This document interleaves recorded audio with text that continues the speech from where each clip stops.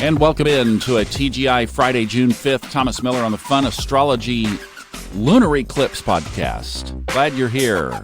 We've been talking about this, looking forward to it, realizing that it has some kind of significance, and we'll try to pick apart what kind that might be here. So the details, first of all, and I put extensive notes in today's show notes. If you go there, I pulled some stuff from NASA and the website Time and Date, and also a picture of what eclipses look like so that we can all freshen up our minds on exactly what's going on today. So basically, this is a lunar eclipse that is called Penumbral, and that means that the sun, earth, and moon are not all in alignment, and there's a great picture there on the show notes.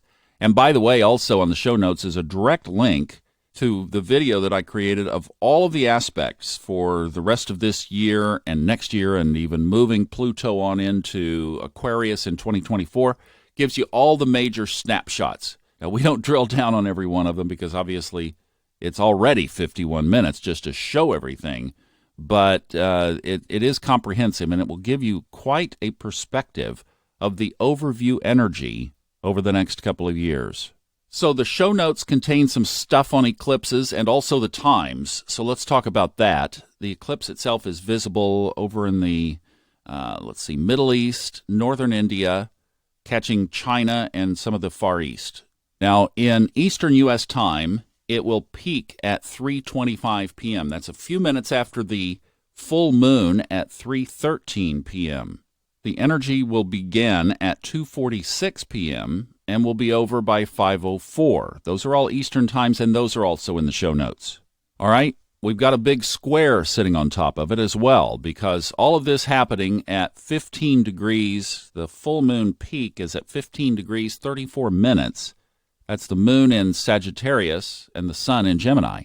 Over in Pisces, 90 degrees away, is Mars. Now, Mars is at 15 degrees, but at the exact point of the full moon, it will be at 15 degrees, 52 minutes. So it's not quite the same minutes, but boy, is it, it's close enough.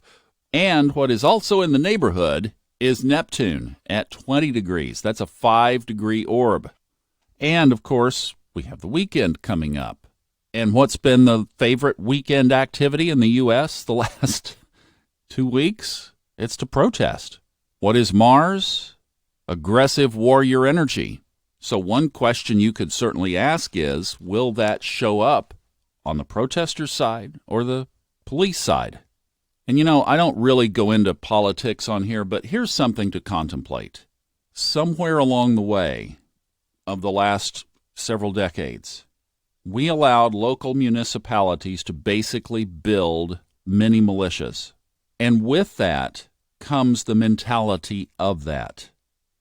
And just think about that as you watch this stuff unfold. That's what we saw with George Floyd. It's what we saw in Buffalo last night. If you saw that incident, there's a psychology that is coming with this. And if I were to wax just a little bit political here, I loved the headline that I saw yesterday where it said that the two departments in Minneapolis city government that detached from the police department. The one that caught my eye was Parks and Recreation. So the Parks and Recreation Department said, hey, Minneapolis Police Department, you're not welcome on Minneapolis City Parks property. Is that not awesome? It's like, we'll take care of ourselves. And I saw that the Los Angeles Police Department is going to divert a big number. It was like $100 million of funding away from the police department and move it to communities of color and invest in their local communities. And if this whole thing does one thing of dismantling this very unnecessary local police militia state, then I think that would go miles to help this, because obviously when you're sitting here with Mars energy cooking like this in a chart, full moon alone by itself, I mean, right? Ask the cops what happens at the jail on a full moon. Ask the teacher in her classroom how the kids behave, etc. The nurses in the emergency room. We know that if that were just by itself. If we just had an eclipse by itself, which we can't, because you can't have a lunar eclipse without a full moon. But if this were just an eclipse, but then you throw this square to Mars and Neptune, and yeah, I mean, And then if you just had a protest, is something probably during that time going to go where somebody's going to get a little bit testy? Well, sure. But you put all of this in a great big cauldron, and you can imagine what kind of headlines you may or may not be reading this weekend. And that brings me to my other little pontification. As I was thinking about, do these eclipses really, light up? I follow a lot of astrologers on Twitter.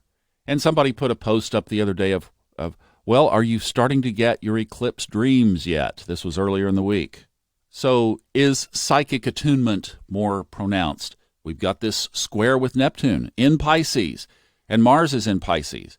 So is there going to be an increased? Think about that. You could put that together on that side and screw Mars together with Pisces and just say this is going to be a really amped up, like if you want some super hyper intuition, this is the weekend to do it. But boy, you're not going to get it if you're feeding yourself with a digest of news about all this stuff going on. So, wow, maybe this would be a good weekend to just take a pass on the headlines and focus on the intuition, the internal headlines. That energy is big time there. And then read the news on Monday or Tuesday and see what happened. But do these eclipses really fire off all of this extra stuff?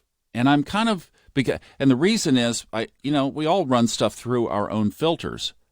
And because I went to the big solar eclipse in 2017 and just had a blast. It was such a cool event.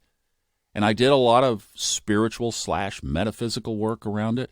And, like I said yesterday in the podcast, a lot of the stuff that I created on a great big go big or go home list is still on the list. So either and it was one of those fold the piece of paper up and just go on about your life and see what happens kind of things. It wasn't something that I spent any time with. Well, okay. I found a new author for my bookshelf on astrology, Dr. Walter Gorn Old. He also used a pen name Sepharial, Sepharial, Sepharial. His work is new to me. He died in 1925. This particular work comes from a pamphlet or a booklet called Eclipses, Astronomical and Astrologically Considered and Explained, written in 1915. And I think there was a great body of astrological knowledge back in that era. It was certainly deeper than modern astrology, and yet didn't have the richness of the maturation of consciousness that we have now. In this article, there's a Wikipedia about the book, and it just points out, it's very short, just points out the two main points of the book. So the first one is, whenever a planet like Mars, for example, conjoins or is in opposition to the spot of a recent eclipse in longitude, then a natural disaster or local conflict is bound to happen. Now, don't get all up because this isn't going to happen for a while, because Mars will not reach 15 degrees Gemini until all the way of March 28th, 2021. So I'll defer to my video to put that in context of what's going on around that time, but that's going to be a while. His second point is in our personal chart. So he says whenever a solar or a lunar eclipse makes a square or opposition to a person's natal chart, in a person's natal chart, it usually indicates an unfavorable trend, even though that it might not be immediate. So here again, we're putting stuff in the oven to let it bake. So we still have a full moon and all that brings with it today. My thing is, I just wonder if we astrologers don't overemphasize eclipses. Yes, it is something very cool in the sky. Yes, it brings fun energy with it. And with that, maybe, that it brings an amplified energy to a really awesome astronomical event. Maybe that's what it's all about. Maybe you just consider it full moon on steroids. So I guess we will see. What I'm going to take away, the big takeaway of this is that spiritual attunement. Mars in Pisces, almost conjunct Neptune on this full moon eclipse in Sagittarius, by the way. So, yeah, that's the game I'm going to play for the next several days. All right, have a good one. We'll check in over the weekend if news warrants. But otherwise, if not, we will see you on Monday. Take care.